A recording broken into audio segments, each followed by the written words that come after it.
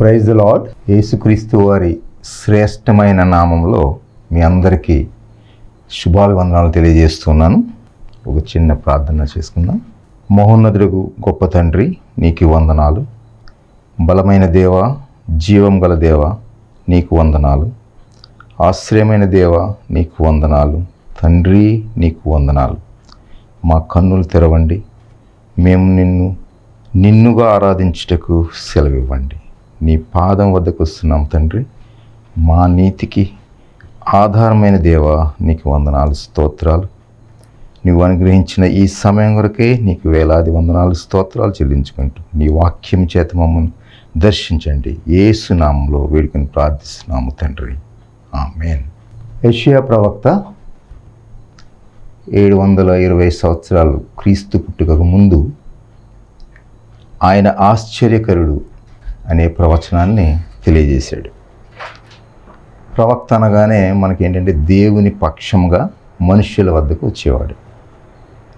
యాజకుడు అంటాం మనం. యాజకుడు అంటే మనుషుల పక్షంగా దేవుని వద్దకు వచ్చేవాడు.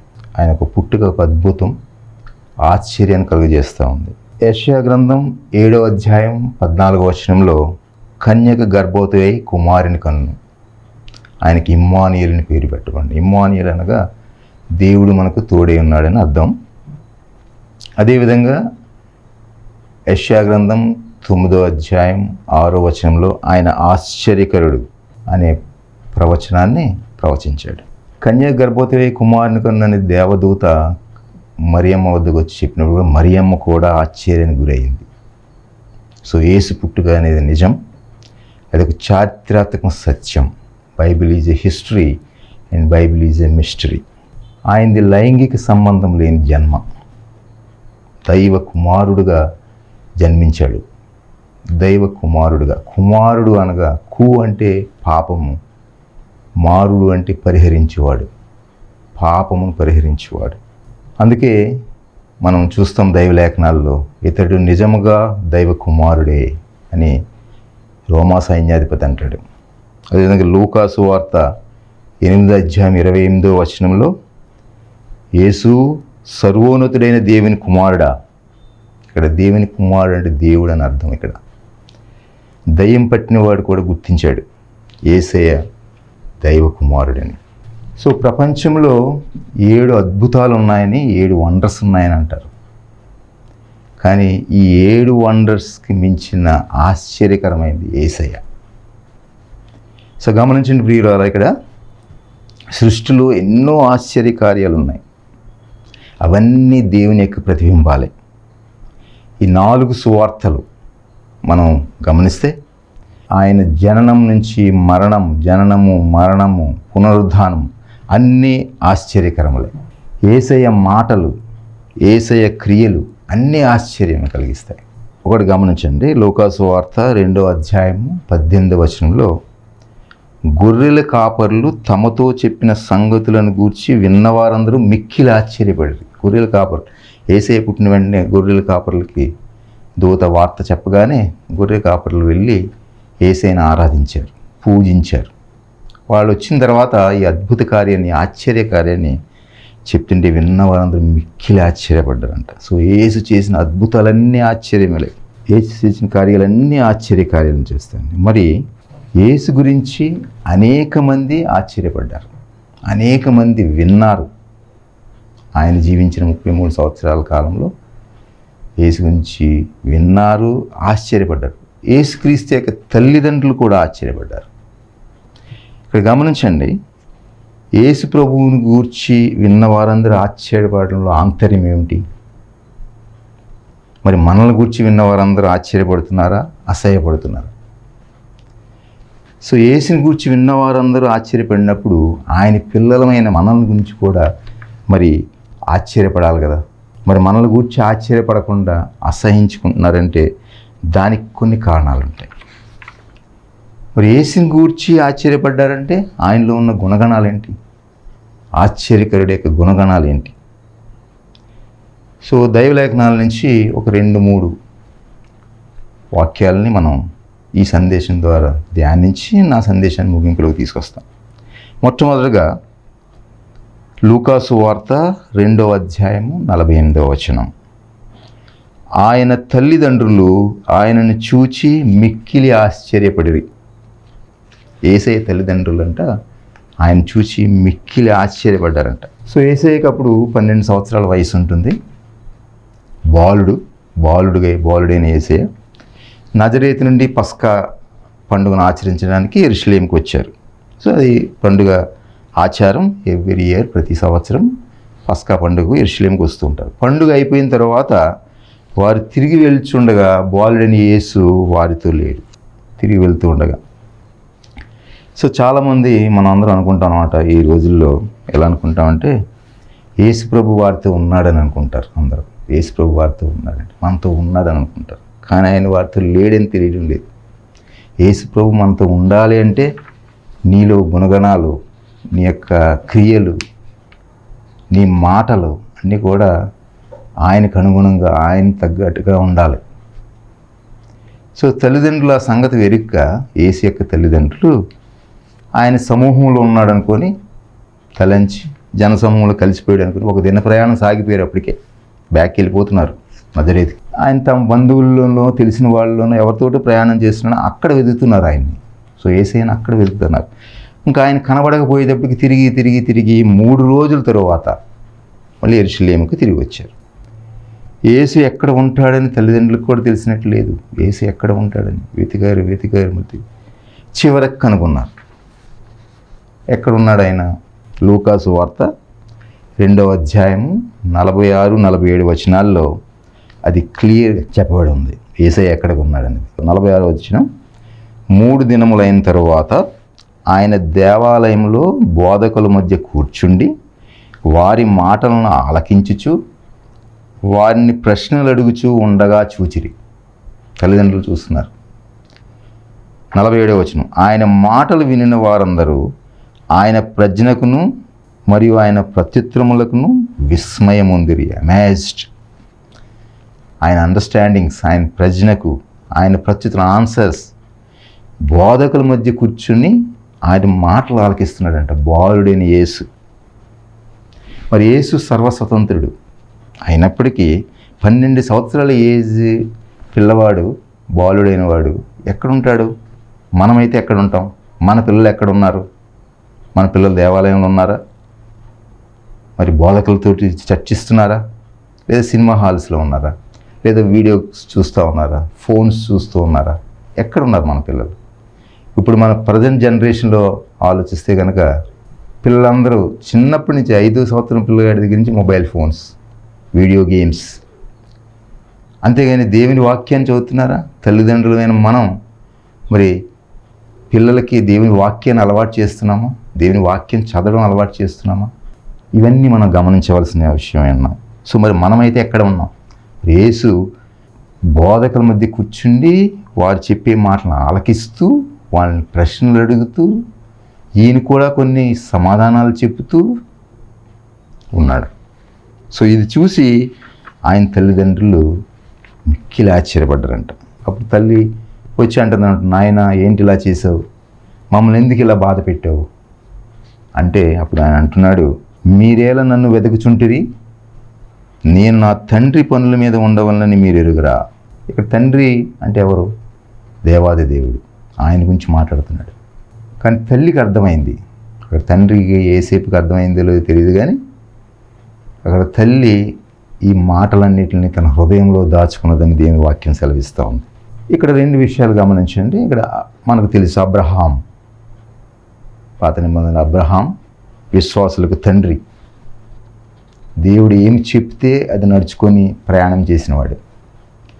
అబ్రహాం ఎక్కడ కూర్చొని ఉన్నాడంటేనంట ఆదికాండము 18వ అధ్యాయము 1వ వచనం 2వ వచనంలో చూస్తే కనుక గుడారపు ద్వారం వద్ద కూర్చుండి ఉన్నాడు. అప్పుడు అతనికి యెహోవా కనబడింది. సో అబ్రహాం గుడారపు ద్వారం వద్ద కూర్చున్నాడు. ఎందుకంటే తన గుడారంలోనికి అపవిత్రాత్మలు ఏమి రాకుండా కాపలా కాస్తున్నాడు అబ్రహాం. ఆయన తమ్ముడు లోతుని చూడండి. లోతు ఎక్కడున్నాడు? సొదొమ గవిని దగ్గర కూర్చొని ఉన్నాడు. తేడా చూడండి. కానీ యేసయ్య ఎక్కడ ఉన్నాడు? పరిశుద్ధుల సహవాసము కూర్చొని ఉన్నాడు యేసయ్య. సో ఈ యేసయ్య పరిశుద్ధుల సహవాసంలో కూర్చుండనే మనం గమనించినట్టయితే దావీదు కీర్తనలు 1వ అధ్యాయం 1వ వచనం, అపహాసకులు కూర్చుండు చోటను కూర్చుండక. మనందరికి తెలిసిన మొట్టమొదటి అధ్యాయం దావీదు కీర్తనలు. అపహాసకులు కూర్చుండు చోటను కూర్చుండక. 2వ వచనంలో యెహోవా ధర్మశాస్త్రమందు ఆనందించు. చూసారా, ఈ ప్రవచనం, ఈ వాక్యం ఏదైతే ఉందో యేసయ్య నెరవేర్చాడు. సో మన పిల్లలు కానీ మనం కానీ అపహాసకులు కూర్చుండే చోటు కూర్చోబడంట. పరిశుద్ధుల సహవాసంతో ఉండాలి. మనం పరిశుద్ధ సహవాసంతో ఉండాలి. చర్చ్కి వెళ్తున్నాం కదా, వెళ్తున్నామంటే సరిపోదు. పరిశుద్ధ సహవాసంలో ఉన్నావా లేదా నువ్వు? మరి నేను ఎక్కడ ఉన్నామనేది గమనించుకొని మన దేవుని ఆలయంలో ఉన్నామా, దేవుని సహవాసంలో ఉన్నామా? మరి నిన్ను చూసి అన్యజనులు ఏమనుకుంటున్నారు? నిన్ను చూచి, నీ మాటలను చూచి, నీ నోటి మాటలను చూచి అన్యజనులు ఏమనుకుంటున్నారు? నీ ప్రవర్తన చూసి. సో నిన్ను చూచి, నీ ప్రవర్తన చూసి, మరి నీ నోటి మాటలు విని అన్యజనులు ఆశ్చర్యపడాలంట. ఆశ్చర్యపడాలి. యేసయ్య యొక్క పరిశుద్ధుల సహవాసం కూర్చుండి, బోధకుల మధ్య కూర్చుండి యేసయ్య బాలుడైన వాడు. కాబట్టి మీరందరూ, మనమందరం తల్లిదండ్రులుగా మన పిల్లల్ని, మన యూత్ని ఏ విధంగా ముందుకు తీసుకెళ్లాలని ఆలోచించండి. సో మిమ్మల్ని చూసిన వాళ్ళు ప్రభువు బిడ్డవా అనాలి. మనం ఎక్కడున్నా కానీ, ఆఫీసులో ఉన్నా, కాలేజెస్లో ఉన్నా, యూనివర్సిటీస్లో ఉన్నా, ఏ ఉద్యోగంలో ఉన్నా, పొలం పనుల్లో ఉన్నా, ఏ పని చేస్తూ ఉన్నా, మన నోటి మాటలు మనం చూసి ప్రజలు ఆశ్చర్యపడాలి.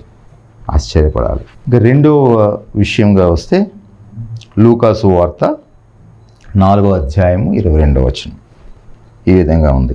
ఆయన నోట నుండి వచ్చిన దయగల మాటలకు ఆశ్చర్యపడి, ఆయన నోట నుండి వచ్చిన దయగల మాటలకు ఆశ్చర్యపడ్డారు. ఇది యేసు బోధింపు మొదలుపెట్టాడు. జీసస్ క్రైస్ట్కి 30 సంవత్సరాల వయసు గలవాడు. బాప్తిసం అయిపోయిన తర్వాత, బాప్తిసం తీసుకున్న తర్వాత, ఆయన సాతాను చేత శోధించబడిన తరువాత యేసయ్య విశ్రాంతి దినం ఉన్న సమాజ మందిరం, అప్పుడు ఆ రోజుల్లో సమాజ మందిరాలు అంటే ఇప్పుడు మనకు ఈ విధంగా దేవాలయాలు ఎలా ఉన్నాయో, సమాజ మందిరంలోకి ఆయన వెళ్ళాడు. వెళ్ళగా ఆయన చదువుటకి ఆయనకి గ్రంథం ఇచ్చారు. ఇలాగా యెషయా గ్రంథం ఆయన చేతికి ఇచ్చారు. ఇవ్వగానే ఆయన గ్రంథం చేతికి తీసుకొని యెషయా గ్రంథం తెరవగానే లూకాసు వార్త 4వ అధ్యాయము 18వ వచనం ఈ విధంగా ఉంది. ప్రభువు ఆత్మ నా మీద ఉన్నది, బీదలకు సువార్త ప్రకటించుటకై ఆయన నన్ను అభిషేకించెను. చెరలోనున్న వారికి విడుదలను, గుడ్డి వారికి చూపును కలుగునని ప్రకటించుటకును, నలిగిన వారిని విడిపించుటకును, ప్రభు హితవత్సరము ప్రకటించుటకును ఆయన నన్ను పంపియున్నాడు అనే ఈ విధంగా ప్రభు ఆత్మ నా మీద ఉంది, బీదలకు సువార్త ప్రకటించడానికి ఆయన నన్ను అభిషేకించాడు. దేవాది దేవుడు చెరలో ఉన్న వారిని విడుదల, గుడ్డి వారికి చూపును, అద్భుత కార్యాలు, ఎన్నో అద్భుత కార్యాలు చేస్తూ ఉన్నాడు యేసయ్య. వీటన్నిటిని మనం మన సువార్తల్లో చూస్తాం. నలిగిన వారిని విడిపించుటకును నన్ను పంపి ఉన్నాడని సమాజ మందిరంలో ఉన్న వాళ్ళందరినీ అలా తేరిపారి చూస్తాడనమాట. చూసి ఏమంటాడంటే, నేడు మీ వినికిడిలో ఈ లేఖనము నెరవేరిందని చెప్పసాగాను. నేడు మీ వినికిడిలో ఈ లేఖనం నెరవేరింది. మీరు అబ్జర్వ్ చేశారని వాళ్ళకి చెప్తున్నాడు, ఈ లేఖనం నెరవేరింది. లేఖనాలను, ధర్మశాస్త్రాన్ని నెరవేర్చడానికి వచ్చాడు యేసయ్య. అందుకే మనం యేసయ్య యొక్క బోధలు కానీ, ఆయన మాటలు, ఆయన దయగల మాటలు, ఆశ్చర్యపడ్డారంట అందరం ఆయన దయగల మాటలకి. కానీ మన నోటి నుండి వచ్చే మాటలు ఎలా ఉన్నాయి? దయగల మాటలుగా ఉన్నాయా? దూషణగా ఉన్నాయా? నీ నోటి నుండి సరసోక్తుల మాటలు వస్తున్నాయా? ఏ విధంగా ఉన్నాయి? మీ నోటి నుండి అబద్ధాలు వస్తున్నాయా? మరి నోటి నుండి చెడు మాటలు రాకూడదు. చెడగొట్టే మాటలు వస్తూ ఉంటాయి కొంతమంది నోట్లోంచి, చెడగొట్టే మాటలు. దూషణంగా ఉంటాయి కొంతమంది, శపించబడిన మాటలు మాట్లాడతారు. సో ఈ విధంగా యేసయ్య తన దయగల మాటలు ప్రజలు విని ఆశ్చర్యపడ్డారు. తల్లిదండ్రులు ముఖ్యంగా ఆశ్చర్యపడ్డారు. కొన్ని యేసయ్య బోధలు, యేసయ్య మాటలు, దయగల మాటలు మనం చూస్తూ ఉంటే, కొన్ని రిఫరెన్సెస్ ఈ సమయంలో మనం జ్ఞాపకం చేసుకుందాం. మత్తయి సువార్త 7వ అధ్యాయము 28వ వచనంలో జనసమూహములు ఆయన బోధకు ఆశ్చర్యపడుచుండిరి. జనసమూహములు. అదేవిధంగా మత్తయి సువార్త 9:33లో కూడా దయ్యం వెళ్ళగొట్టబడిన తరువాత ఆ మోగవాడు మాట్లాడుచుండగా జనములు ఆశ్చర్యపడి ఇశ్రాయేలులో ఈలాగు ఎన్నడూ కనబడలేదని చెప్పుకోండి. దయ్యం పట్టినవాడు దయ్యం వెళ్ళగొట్టిన తర్వాత ఆ మోగవాడు మాట్లాడుతూ ఉంటే ప్రజలందరూ ఆశ్చర్యపడ్డారంట. అదేవిధంగా మత్తయి సువార్త 13వ అధ్యాయము 54వ వచనం చూస్తే అందువలన వారు ఆశ్చర్యపడి ఈ జ్ఞానమును ఈ అద్భుతములను ఇతనికి ఎక్కడి నుండి వచ్చినాయి అంటే యేసయ్య బోధలు యేసయ్య మాటలు విన్న తర్వాత ప్రజలు అందరూ ఏమనుకుంటున్నారంటే అసలు ఈ జ్ఞానము ఈ అద్భుత కార్యాలు ఇవన్నీ ఎక్కడి నుంచి వచ్చినాయి? పరలోక రాజ్యం నుంచి బోధ చేస్తూ ఉన్నాడు యేసయ్య. ఉపమానాల ద్వారా సామాన్యమైన ప్రజలకి అర్థమయ్యే భాషలో ఉపమానాల ద్వారా మరి ఆయన బోధిస్తూ ఉండేవాడు. అందుకే ప్రజలకు అర్థమయ్యాయి ఉపమానం ద్వారా. శిష్యులు కూడా మిక్కిలి ఆశ్చర్యపడ్డారు. పరలోకం గురించి చెప్తూ ఉన్నప్పుడు శిష్యులు ఎంత ఆశ్చర్యపడ్డారంటే ధనవంతుడు పరలోక రాజ్యంలో ప్రవేశించడం దుర్లభం అని చెప్తాడు యేసయ్య. చెప్తూ అక్కడ చెప్పే ఉపమానం ఏంటంటే సూది బెజ్జంలో ఒంటె దూరట సులభం కానీ ధనవంతుడు దూరలేదంట. సూది బెజ్జంలో పరలోక రాజ్యంలో ప్రవేశించడం దుర్లభం ధనవంతుడు కానీ సూది బెజ్జంలో ఒంటె దూరట సులభం అని చెప్తాడు. సో ఇలా ఎన్నో పెరాబుల్స్ తోటి యేసయ్య తన పునరుద్ధానం గురించి కూడా చెప్తాడు. ఇలా చనిపోతాను 3వ దినం లేస్తాను పునరుద్ధానం గురించి చెప్తున్నప్పుడు కూడా జనులందరూ ఆశ్చర్యపడ్డారు ఆయన బోధకి. ఆయన దయగల మాటలు విని ఆయన బోధలు విని ఆశ్చర్యపడ్డారు. మరి నీ నోటి నుండి వచ్చే మాటలు ఎలా ఉన్నాయి? చెడ్డ మాటలుగా ఉన్నాయా? కొందరు మాటలు ఎలా ఉంటాయంటే చాలా దూషణంగా ఉంటాయి. మనల్ని చాలా కఠినమైన మాటలు మాట్లాడుతుంటారు. తిరిగి అవే మాట్లాడుతూ ఉంటారు. మనం చాలా బాధపడుతూ ఉంటాం. కానీ నువ్వు తిరిగి అనకూడదు. దైవలేఖనాలు చెప్తా ఉంది ఈ నోటి వెంబడ కనీసం ఆ మాటలను కూడా ఉచ్చరించకూడదు. ఆ మాటలను కూడా. సో అప్పుడు నిన్ను బట్టి ప్రజలు ఆశ్చర్యపడతారు. మన మాటలు ఎలా ఉండాలంటే వినేవారికి క్షేమాభివృద్ధి కలగాలి. మన మాటలు వినేవారికి, అంతేగాని వాళ్ళని శపించేటట్లుగాను దూషణముగాను కఠినమైన మాటలు మాట్లాడుతూ ఉండకూడదు.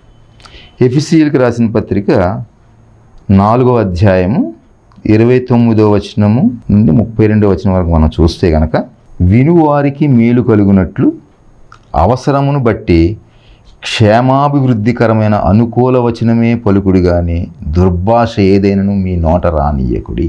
ఈ వాక్యం ద్వారా మనకి ఏం తెలియజేస్తున్నాడు? వినువారికి మేలు కలిగినట్లు నీవు మాట్లాడుతూ ఉన్నప్పుడు అవసరాన్ని బట్టి క్షేమాభివృద్ధికరమైన మాటలే పలకండి. దుర్భాష మీ నోట రాకూడదు. దుర్భాషలే రాకూడదు. 30వ వచనం దేవుని పరిశుద్ధాత్మను దుఃఖపరచుగడి విమోచన దినం వరకు ఆయన యందు మీరు ముద్రింపబడి ఉన్నారు.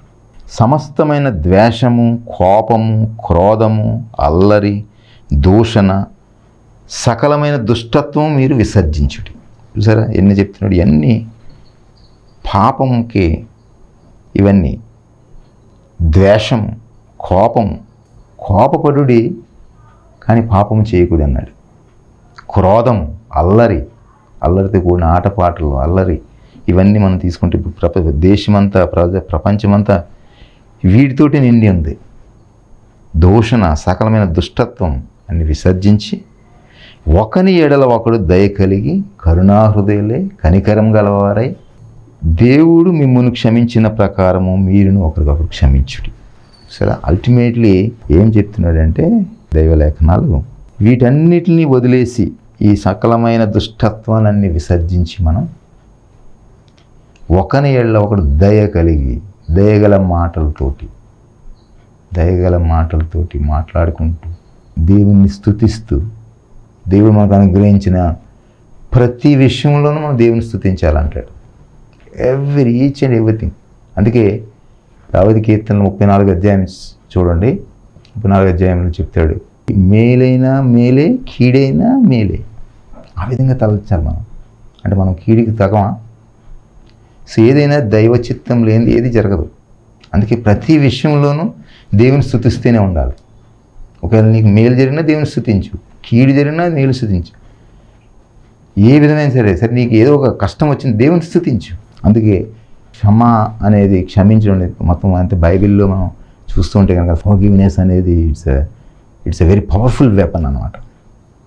దేవుడు మనల్ని క్షమించిన ప్రకారం మనం కూడా ఒకరినొకరు క్షమించుకొని మనం వినువారికి క్షేమాభివృద్ధి కలిగేటట్లుగా మన మాటలు ఉండాలి. యేసయ్య బోధలో సూచక్రియలు చూడండి, ఎన్నో సూచక్రియలు చేశాడు యేసయ్య. ఎన్నో బోధలో ప్రతి విషయం, ఫర్ ఎగ్జాంపుల్ కానా వివాహం, యోహాను సువార్త 2వ అధ్యాయము 1 నుంచి 11 వరకు మనం అది చదివితే కనుక కానా వివాహంలో అక్కడ అద్భుతం జరిగింది.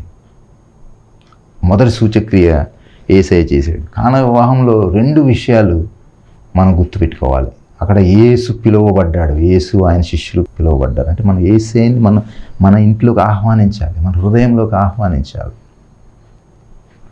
రెండోది ఆయన చెప్పినట్లు చేశారు. అక్కడ ఆయన చెప్పినది చేయడం, తల్లి వచ్చి చెప్పగానే తల్లి మాటని యేసయ్య విన్నట్టే ఉంది అక్కడ. కానీ అమ్మా నా సమయం ఇంకా రాలేదని అన్నా, అది వివాహం అన్ని విషయంలో ఘనమైంది కాబట్టి ఆయన మొదటి సూచక్రియను అక్కడ చేసి చూపించాడు ఆయన.